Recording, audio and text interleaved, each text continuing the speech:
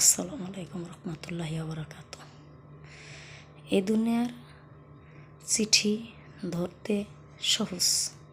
আল্লাহ তাআলার চিঠি মানব জাতির জন্য আসে, কিন্তু এই চিঠি কামাই করে ধরতে হবে।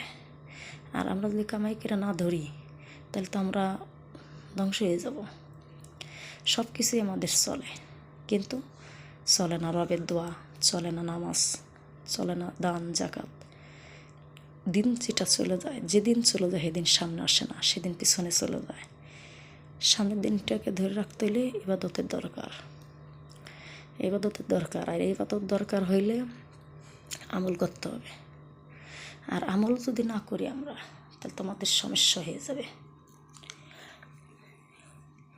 আর এই সমস্যার থেকে বাঁচার জন্য আমাদের রহমতের দরজা খোলার দরকার আছে। আর রহমতের দরজা খুলতে হইলে নামাজে যাইতে হবে, 5 ওয়াক্ত নামাজ পড়তে হবে।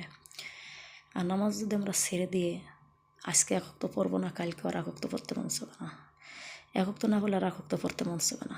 আর নামাজ পড়লে নামাজের জন্য আকর্ষণ জাগরিত হয়, শান্তি পাওয়া যায় না, অশান্তি লাগে। এই জন্য নামাজের বান্দাবান্দিদের এইটাই করতে হবে, মানবের সাথে কথার সময় নষ্ট করা যাবে না।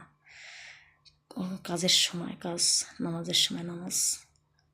আমরা যদি 5 জন বান্দাবান্দিদেরকে যদি হুঁশভাবে যদি বুঝিয়ে আমলের দিক নিতে পারি, তাহলে আমাদের জীবনে সঙ্গের সাথী হইল কিংবা জাহান্নামের দরজা অতটা থাকবে না।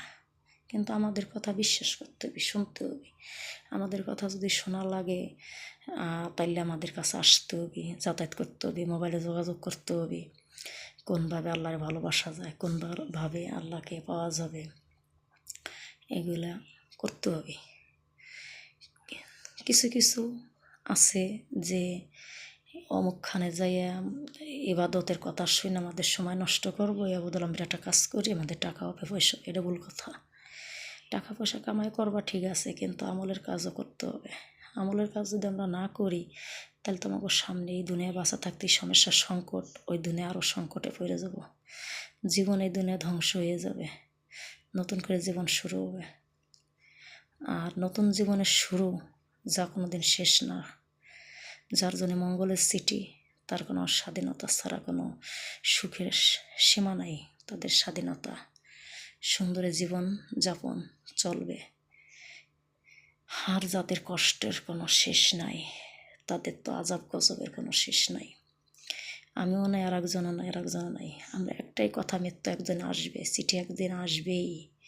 মৃত্যুর ঘরে একদিন যেতে হবে, নিজ বাড়ির দরজায় যেতেই হবে, না যেয়ে পারার কথা নাই, যেতেই হবে।